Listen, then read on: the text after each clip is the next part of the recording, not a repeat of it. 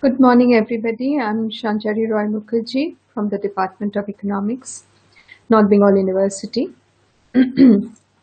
Today, I'll be talking on publication ethics, which is a necessary component of research publication.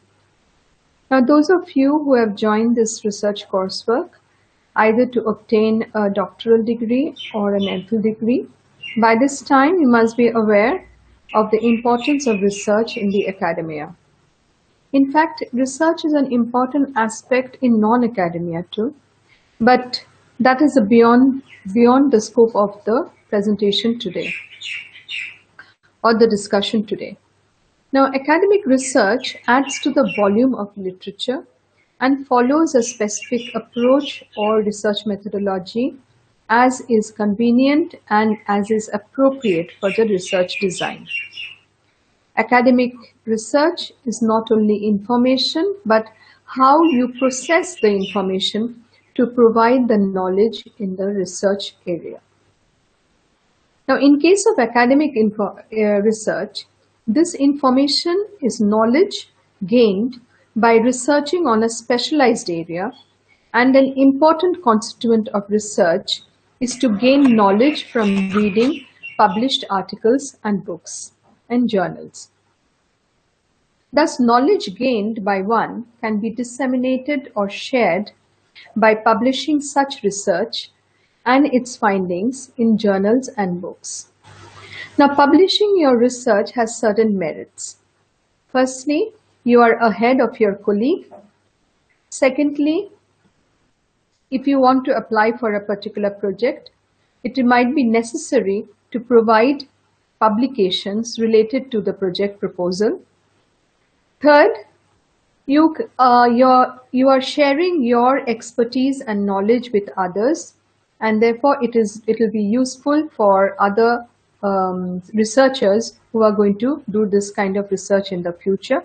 That means it adds to the literature of that particular research area.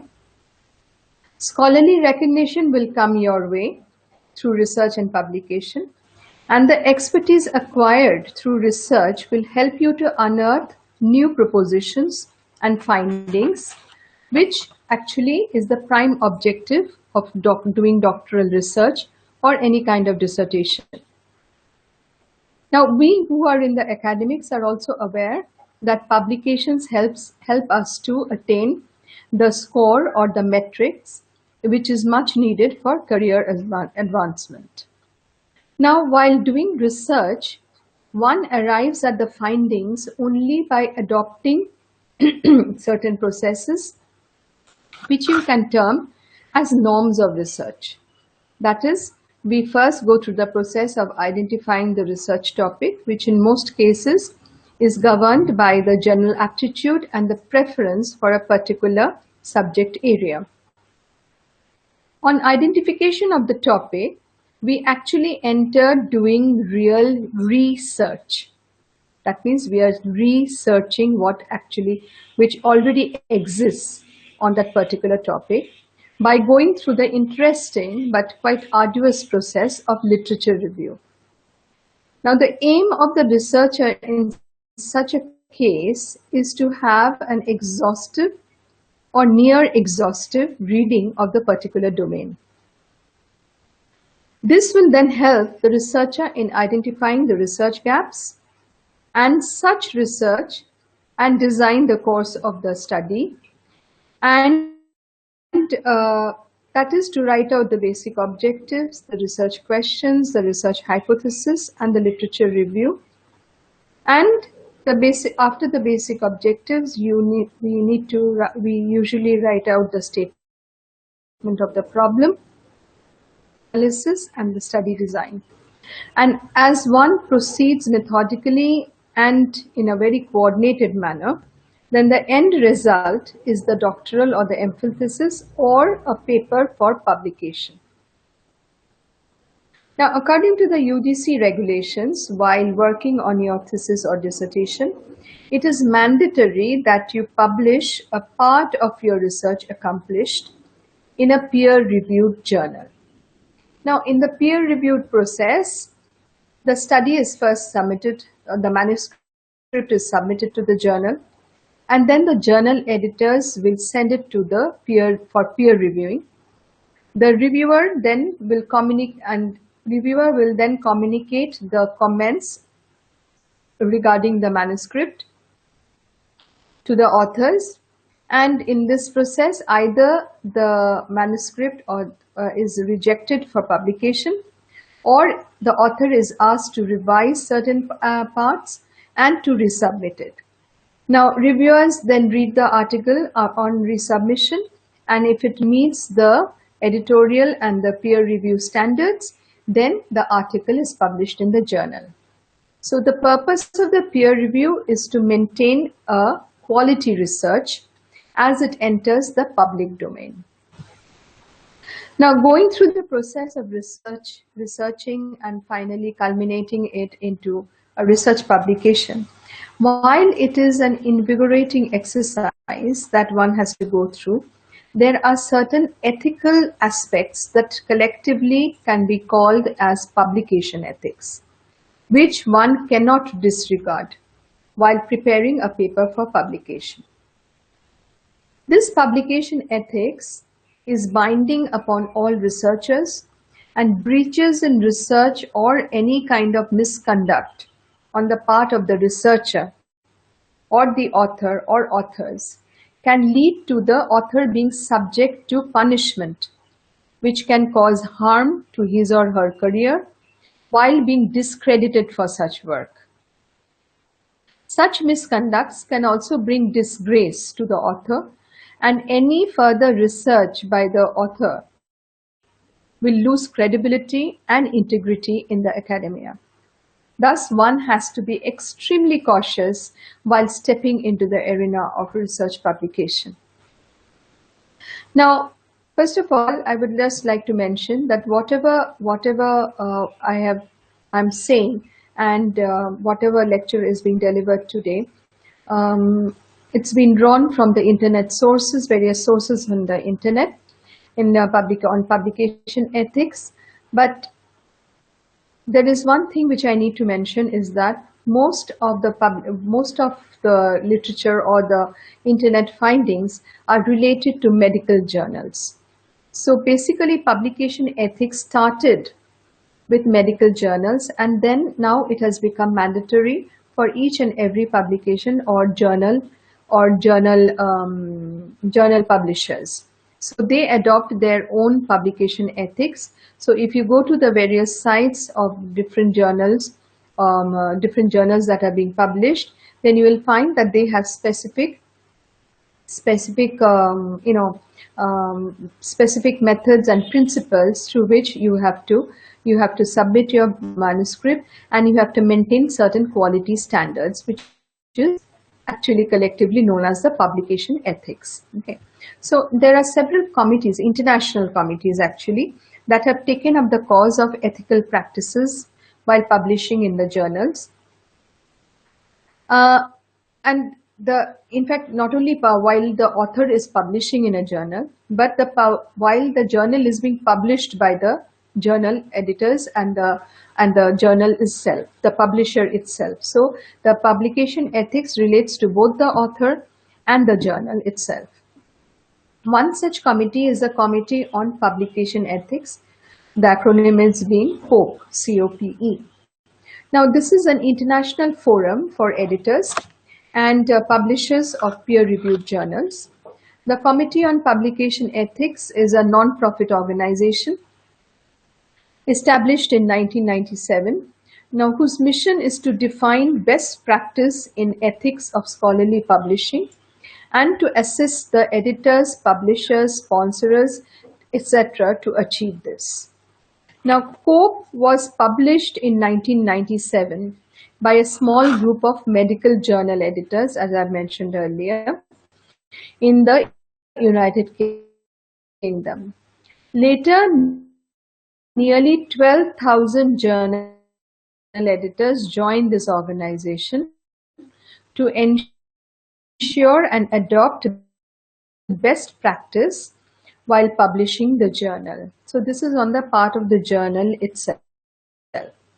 Now the COPE aims to make ethical practices to become the norm and part of the publishing culture. Now the COPE meets 4 times a year in UK and once a year in the US in order to discuss the individual cases that might have come up. Excuse me. The COPE in 1999 provided good publication practices, and later in 2004,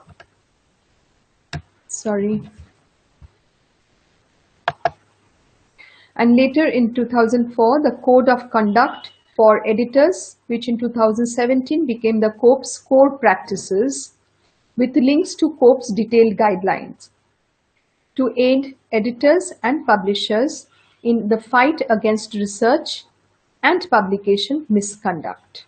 So the term misconduct becomes very important. The guidelines that are provided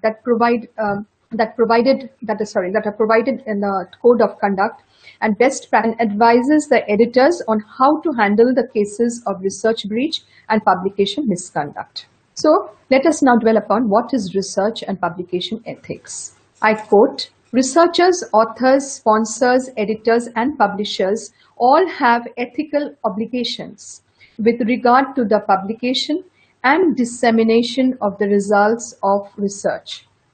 Sources of funding, institutional affiliations, and conflicts of interest must be declared in the publication."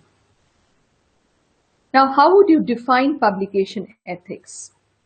Now, ethical standards for publication exist to ensure high-quality scientific publications, public trust in scientific findings, and that people receive credit for their own ideas. Several concepts are introduced which collectively constitute the publication ethics, and this includes, I quote, "statutory and ethics approval, informed consent, data manipulation and research fraud, plagiarism, simultaneous submission, duplicate publication, self-citation, consent to reproduce published material, ethics of authorship, and conflicts of interest," each one of which we are going to discuss in a short while from now. Now, these are the breaches which I've already alluded to earlier, and such misconducts have serious repercussions and consequences that the author may have to face. Now, University of London has framed the principles of research ethics, and then we'll move on to the publication ethics. But both research and publication ethics are related. The first principle of research ethics, which has been framed by the University of London, is the respect for persons. That is, firstly, one needs to respect the person's autonomy and protecting those with diminished autonomy. Now, by autonomy here we mean that all participants in research. Now, by participants in research, we mean that participants who are going to aid in research. It can be the research staff, it can be investigators, it can be participants on the field where we are going to interview or survey, and these data are collected for our research.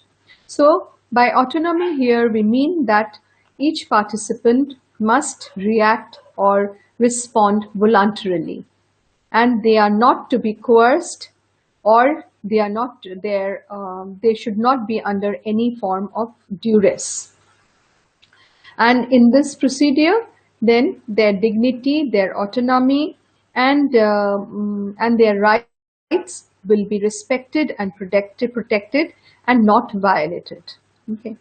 Now, by autonomy, a person with autonomy is capable of articulating his or her personal goals, and this person will have his or her own opinions regarding the particular area of research which is being communicated to him. Okay.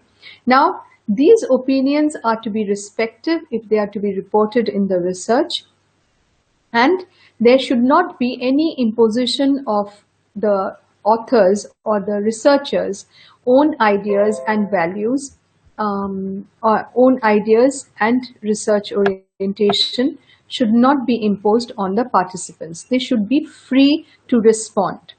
Now, persons with diminished autonomy are usually those people who lack in articulating their own opinions, either because of aging or because of some kind of illness or mental illness, or in certain cases, their opinions are restricted by the environment or the surroundings or the circumstances. So in that case, the researcher should not enforce the person to form opinions of his own, and in the most acceptable way will be to exclude them from being a research participant. Now, the next point, the next principle, which has been stated in the which has been framed by the um, University of London, is in case of research ethics, is beneficence and non-maleficence. Non-maleficence. Now, worthwhile research can only be undertaken that can improve or enhance human welfare, and it is beneficial for the mankind rather than harming them. Okay, so the benefits of research should always outweigh the risk or the harm that might come through research. Thus, a risk-benefit assessment before doing research on the field, is possibly the best way of assessing the benefits of research. And this can be termed as good research actually. Now, the term risk is generally used for harms, but the probability of the benefits are also included or considered. Now, many kinds of harms and benefits can occur while undertaking such research. Remember, we are mostly talking about medical research, but then it can be applied to both the scientific research that are undertaken by scholars and also in the social science research, that is both qualitative and quantitative research. Now, many kinds of possible harms and benefits need to be taken into account. For example, risks of psychological harm, social harm, legal harm, and physical harm or economic harm, and of course the corresponding benefits. Now, while most likely these types of harms to research participants will be mostly psychological or physical injury, but there may be other costs of a social nature too. However, certain risks are also found to be beneficial or to benefit the participants directly from the research, and such risks are then justifiable. The third principle, which has been articulated by the University of London, is justice, which means that a research should be just as between group members or any kind of any community or any minority or gender. They have to be just towards, or by just we mean that each participant must receive equal treatment. That is very important. That means we are not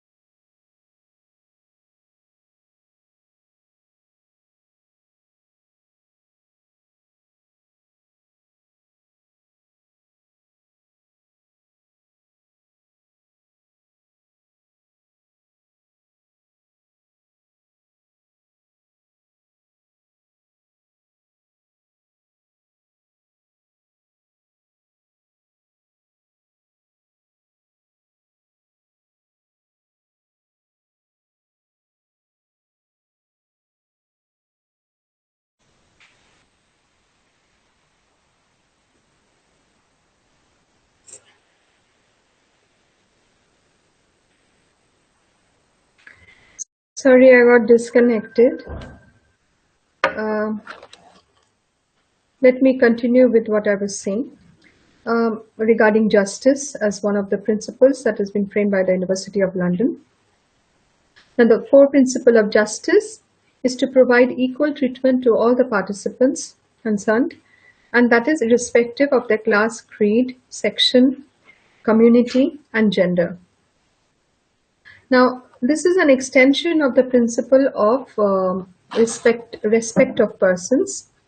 Now, if your research findings prove to be non-beneficial for a certain group of participants, or the persons are excluded from receiving the benefits which they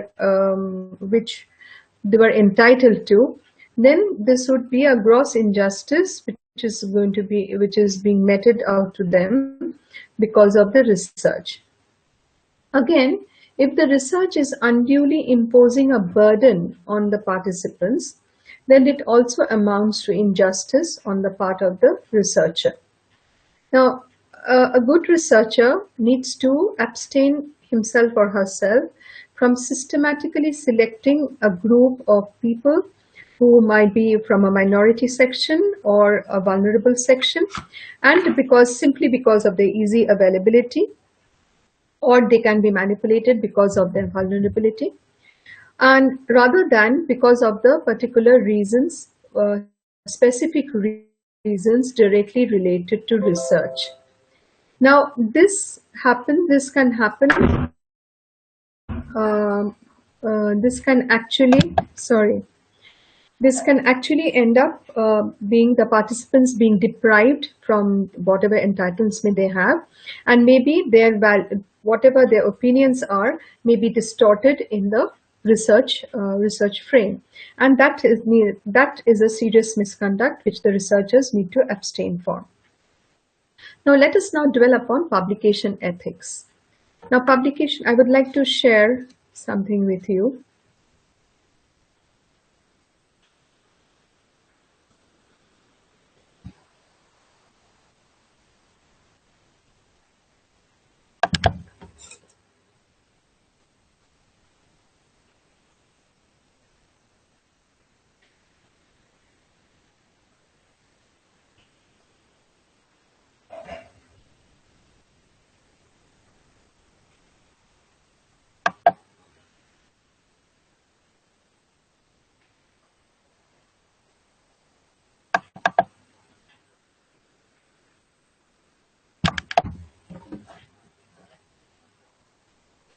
I hope it's visible to you.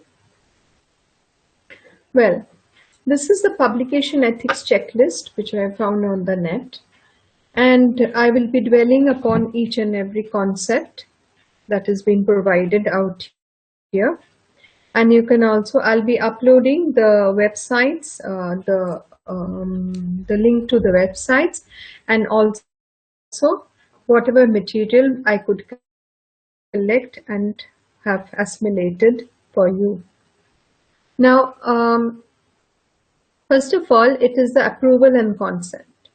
For approval and consent of participants, firstly, it is required that the researcher provides information about the research in a very comprehensive manner.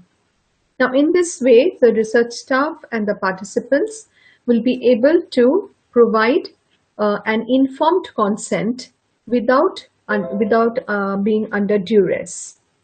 And now this information should include the research procedure, the purposes, the risk, and risks that can be anticipated, and also the anticipated benefits, alternative procedures if a therapy is involved, and a statement offering the participant the opportunity to ask questions or raise questions regarding the research, and to withdraw at any point of information on the research. The researcher also must ensure that the participants and the research staff have comprehended the information. If you are too quick in your presentation, it might happen that people are slow in receiving them. Now, remember that you are the researcher and you have a reading on this particular topic or this particular area of research, but the people whom you want to interview or you want to survey or are being present as patients for clinical research, they might not be aware about this research. So it is very important to make them understand your purpose and what the research actually is about, so that there is no misconception in the future when the participants are responding to your various questions. Now, this is very much relevant in case of the clinical research too, where the patients need to be informed about what exactly is being done to them. Now, again, finally, the participant, as I mentioned earlier, might should provide the informed consent voluntarily and without any coercion or any form of duress. Now, by coercion, we mean it can be a threat to bodily harm or physical harm, which is intentional on the part of the researcher or a group of people who have been included in the research process, and under duress or you can say under influence, where a person is assured or being allured by promising some kind of specific or special benefit or an incentive or an award which might not be available for the others.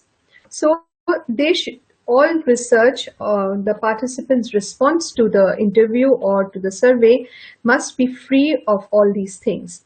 And therefore, an informed consent means that the participant is aware of what is being happening in the research process and what the research design is and what his role is going to be in the research. And therefore, in the process, his rights, his dignity, as I've mentioned, and the confidentiality will be maintained. And confidentiality needs to be maintained, especially if you are using the personal data of the person concerned, and based on interviews. And of course, the informed consent can include, you may be permitted to use the quotes, and of course, preserving the anonymity of the person. Therefore, in this, if one adopts such processes in research, then basically we say that the researcher has recognized the standards of integrity, and therefore the publication can be accepted by the journal. Now, a little more about the ethics, approval, informed consent, and then the data accuracy or the data confidentiality. Now, if we look at the Indian part of it, obtaining an informed consent from all study participants is critical, and therefore it should not be undermined by the researcher. The Drugs Controller General of India, which is DCGI, and the Indian Council of Medical Research, ICMR, provide templates, formats actually, for the consent form. And the author should also be aware about the guidelines of the Declaration of Helsinki. Okay.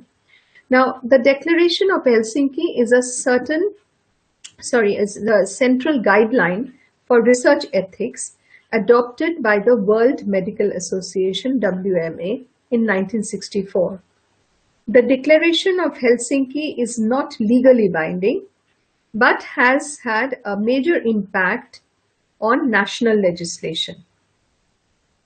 And following the research ethics, the Helsinki Declaration finalized 7 principles of ethics in health research, which we have already discussed a part of it, and they include non-maleficence, beneficence, health maximization, efficiency, respect for autonomy, justice, proportionality. Proportionality means that you are including a sample which represents the population adequately.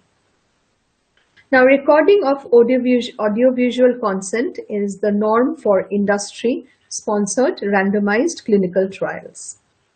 And this becomes very relevant during the pandemic, and this consent forms must promise to protect the patient's identity and other confidential data like the socioeconomic status, etc.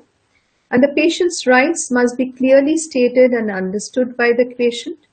The editorial board of journals can also ask for the information or the consent forms of the patients, and these should be maintained for at least, or the records should be maintained and kept preserved for at least 5 years from the termination of the study.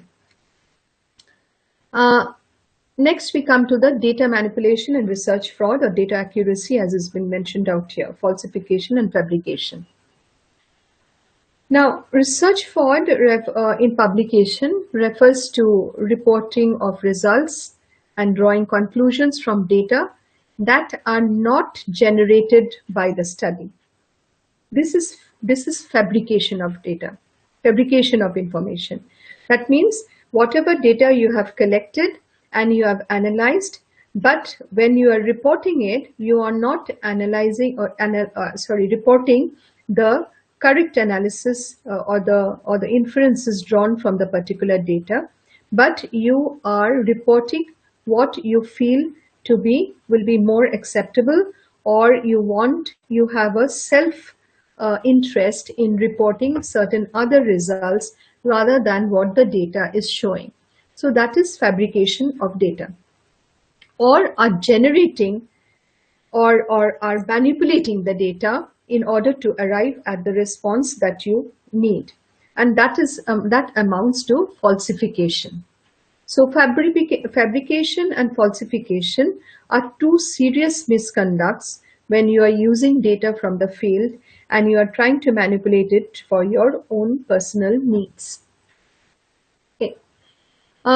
Editors once again can seek the database that you have collected, the fact sheets, and they can cross-check it, or if there is any kind of reporting from the readers. Now, this can happen either before it is being published, where the peer review, the reviewers feel that the data should be cross-checked, and because the inferences drawn from the data are not acceptable in the study, and therefore they can cross-verify it. Or even after being published, if any reader finds the data to be, or the inferences drawn to be manipulated, then they can always write to the editors, journal editors, who again can cross-check it. Now, if the author accepts that there has been he or she has indulged in manipulating or like falsification and fabrication, then the publication, if it is already published, it may be revoked or withdrawn or rejected while before it is being published. The next important but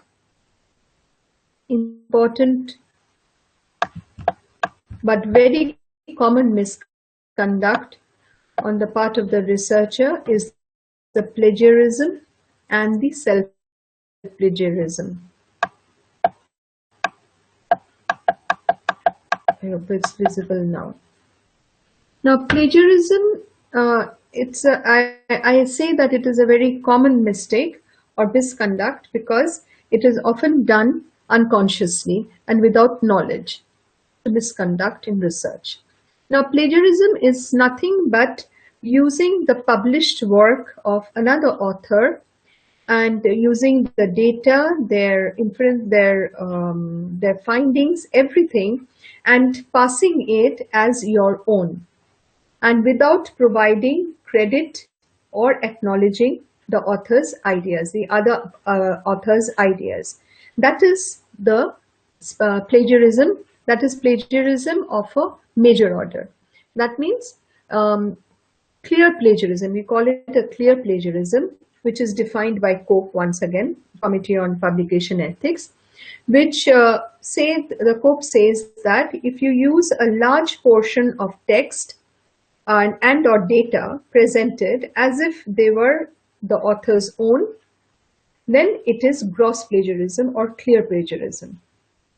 But minor copying of short phrases from a published article and without acknowledging it, this is minor. This is a minor plagiarism. Okay, but then clear plagiarism means literal copying. That means word-to-word copying of what has been written by another author and presenting it in your publication or your manuscript and saying that it is your own.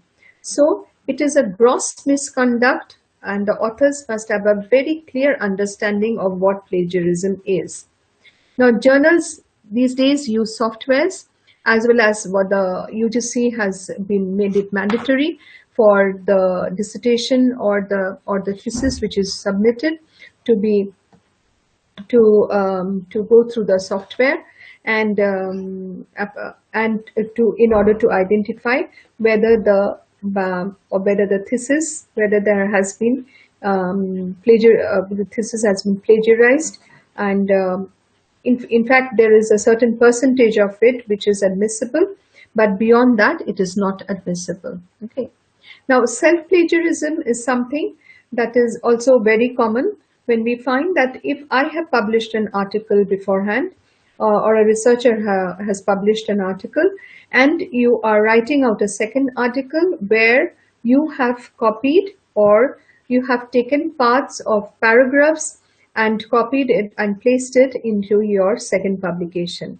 But then again, it is a certain percentage of it, 20 to 30% of it is admissible. But beyond that, if you are plagiarizing, self-plagiarizing, but it is actually a misnomer. If you have written something on your own, it is your own production, you cannot plagiarize that. But then if you are using it for your personal interest and you are republishing it in another article, in major part of it, then it amounts to self-plagiarism. Then we come to the submission fraud. The first submission fraud which can happen, in many cases it happens actually all over the world, it is simultaneous submission. Now, what is simultaneous submission? Simultaneous submission means that an author has submitted a manuscript to one particular journal, and the journal, remember that for every journal you have to give a declaration, provide a declaration saying that the work is original and that it has not been submitted to any other, the manuscript has not been submitted to any other journal. Okay. Now this declaration, if you disregard this declaration or violate this declaration and submit the same manuscript to another journal, then the end result is that the same article being published in two journals. Now, if this is identified, then this type of misconduct is unpardonable. In that case, actually, both the journals can opt to withdraw the article or revoke the article. So, but remember, there are certain circumstances where this is permissible. For example, if you are presenting a paper in a conference and you have submitted the same paper to a journal for publication, then it does not amount to simultaneous publication. Now, what is duplicate publication? You are submitting a new manuscript which contains the same hypothesis, data, discussion points, and/or conclusions as a previously published manuscript. It is called duplicate publication. Okay. Now, this is similar to plagiarism, but instead of copying phrases verbatim, you use the same data and your same research findings are there, the same hypothesis is there, but in order, the code classifies what there are one as a major offense, major duplication of publication, and the other is the minor offense. The major offense is where, as a duplicate publication, is based on the same data set with identical findings and/or evidence that the authors have sought to hide the redundancy. What is the hiding the redundancy? That is, you change the author has changed the title or the author of, or the order of authors if there are multiple authors, and you have gone in for publication. So if with a new title and you have not copied verbatim, but you have used the same data and the same findings and the same research questions and hypothesis, which amounts to the same work, but it is being packaged in a different form. So that is duplicate publication, and it is a serious misconduct. And that is a major offense. Now, in case of minor offense, which is also often referred to as salami slicing, it's defined as a duplicate publication with some element of redundancy. That means a part of it is being copied or is appeared to be made relevant in your new publication. And in most cases, it happens that when you're publishing in a regional journal, in a vernacular language, using a vernacular language, then and we are republishing it in a non-English journal. That means you're just translating it and you have a second publication. So this also becomes a gross misconduct in case of, and therefore authors are requested to refrain from such misconduct and recognize that this is an unethical behavior. Okay, so the COPE provides clear guidelines on handling duplicate publications in case of the journal publishers. Okay, and one can reject or revoke, as I've mentioned, the submitted or published papers. And this, in case of MPhil and PhD thesis that you need to, when you are working on it, please remember that does not amount to misconduct, or does not become unethical when you are actually increasing the size of the sample and you are including more groups and communities in order to minimize your standard errors and in order to have a larger group of larger group of participants in your sample in order to test the same hypothesis. Now, this is not duplicate publication. Sometimes it all happens that when you have done your MPhil dissertation and you extend it to your PhD thesis or your doctoral thesis. So in that case, you include some more hypothesis or some more research questions, and you have a larger sample size. In that case, it is not duplicating your own study, the earlier study. So this is the extending of the study and not duplicate publication. And COPE has also mentioned that it does not become duplicate or duplicate publication in case of abstracts and posters. I quote, abstracts and posters presented as part of the conference proceedings, results presented at meetings, for example, to inform investigators or participants about findings, results in databases and clinical trial registrations, and dissertations and thesis in university archives. Okay, so these are not the duplication of publication. For example, you would like to publish your thesis in the future after submission and after you've received your doctoral degree. So that is not duplication of publication. Okay. Next is there can also be translations, which I mentioned earlier. But then translations, verbatim translations are not exactly duplication.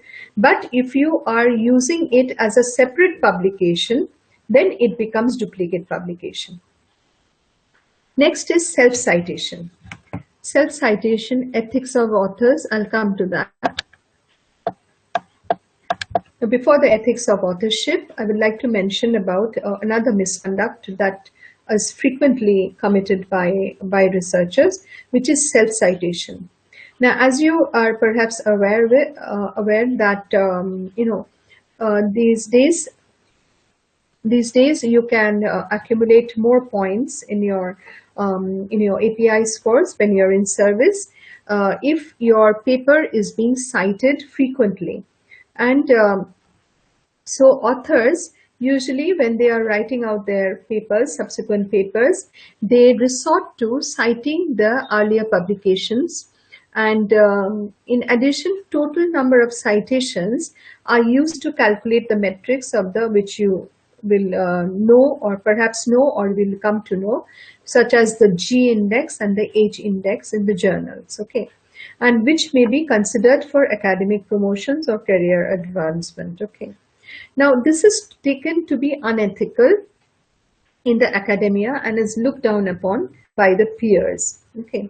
However, it is also acceptable that a large portion of a specialized research is included or referred to in another article, in a new article, which is relevant to develop the current article, okay, or the current article.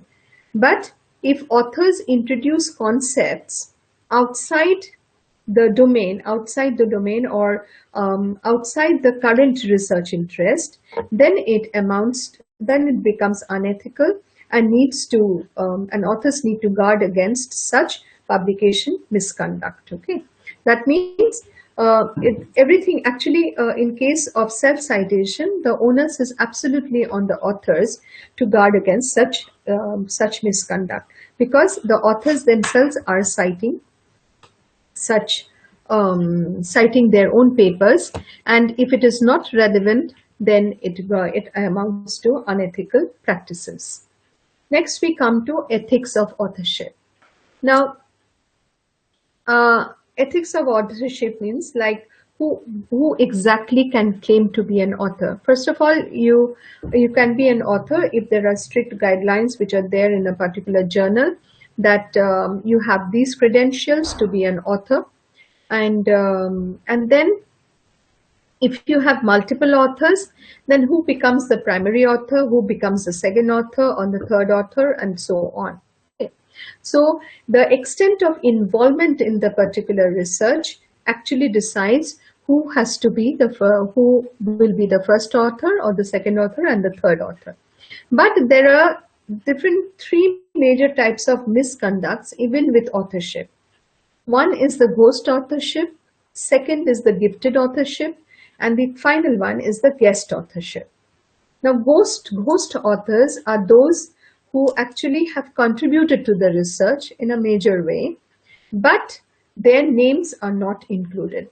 Usually, they are the paid authors. Okay, so you are paying somebody to do the research for you or a certain part of the research for you, but his or her name is not included in the author's list. Next is the gift authorship. Who are the gift authors? Gift authors are usually referred to the inclusion in the list of co-authors simply due to an affiliation to an institute. So, for example, a teacher is going to publish a paper where, say, the head of the department, the head of the institution has helped him or her, not by extensively contributing to the research arena, but for other measures or easing the way to publishing a paper. Okay, so in that case, gift authorship is given to or that person's name is included as an author in the publication. And guest authorship is usually provided to individuals whose presence as a co-author will significantly improve the chance of acceptance of a particular manuscript. Okay, so it is important to find that in case of the authors, researchers and when a particular research scholar needs to publish a paper, then the supervisor's name is also included, whether the supervisors has contributed to the research and everything. But it also depends upon whether the supervisor's name should be the first author or the scholar's name should come as a first author, depending upon the intensity of the involvement or the extent of the involvement in the research area. Finally, we come to the conflicts of interest. Now, what is the conflict of interest? Conflict of interest, also called competing interests, are defined as financial, personal, social, or other interests that directly or indirectly influence the conduct of the author with respect to the particular manuscript.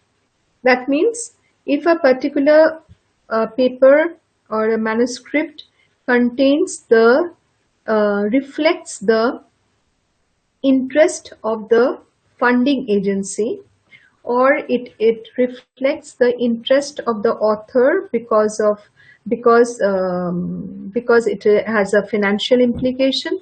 He has a financial tie-up with another agency, or it can be completely a personal interest or of distorting the facts or in the manuscript, or it is a social or any other interest. That means a personal interest in terms of financial or social or any kind of interest which is reflected in the manuscript, then it becomes a conflict of interest. That means if the participants who are there, whom you are interviewing, are made to speak on your research in the manner that it serves your personal interest or the interest of the funding agency, then it amounts to competing interest or conflict of interest. So in that case, it is important that you declare beforehand while submitting a manuscript that this particular study has been sponsored or financed by a particular agency, or that you belong to a particular social group and you are presenting then the peer reviewers will try to look for whether your interests are the interests of the social group or your personal interest is being reflected in the manuscript or not. Therefore, this kind of disclosure is very important to avoid any kind of misconduct, because if in the future on reading the manuscript or even after post publication, if anything is reported against the author which amounts to conflict of interest, then the publication might be revoked by the journal publisher. So finally, we come to what are the consequences if some form of misconduct is detected. Now, the COPE clearly mentions in its guidelines the steps to be taken when each of the above mentioned misconduct is identified. The first step that can be taken by the editorial board is contacting the author and informing them, author or authors, and informing them that there has been a serious misconduct which has been identified either by the reader or by the editorial board or by the peer reviewers. Now, if the authors acknowledge and accept their fault, then the paper is rejected and the author's institution, authority of the author's institution is informed. Okay. Now, if the paper is already published, the authors are provided with the opportunity of self-confession in the form of an erratum, I quote, in the form of an erratum in the journal. Okay.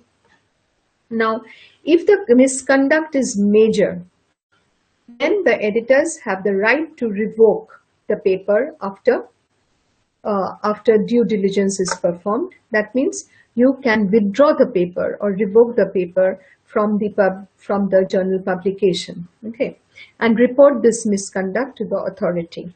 And the authors also have the right to blacklist. Sorry, the editors also, or the journal can also preserves the right to blacklist the author in the future, and can also inform the other journal editors about the particular author.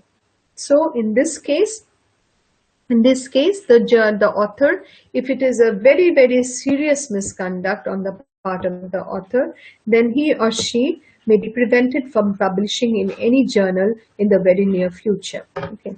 Now, if the authors deny their misconduct, the editors can take cognizance and appropriate action will be taken as per the COPE guidelines. Therefore, the author has to prove that it is not a misconduct which is being alleged by the peer reviewers and the editors. So, there are in fact, in case of India and or most of the countries, there will be local committees or ethics committees which can be which can be established or framed by the or ethical norms which have been framed by the author, by the institution itself. And these if there's any kind of misconduct, then this ethics committees will respond to it and necessary action will be taken. So researchers, please note these things, and I will upload whatever material I have, and I'll be giving it to the HRDC for circulation amongst you. Thank you very much for giving me a patient hearing.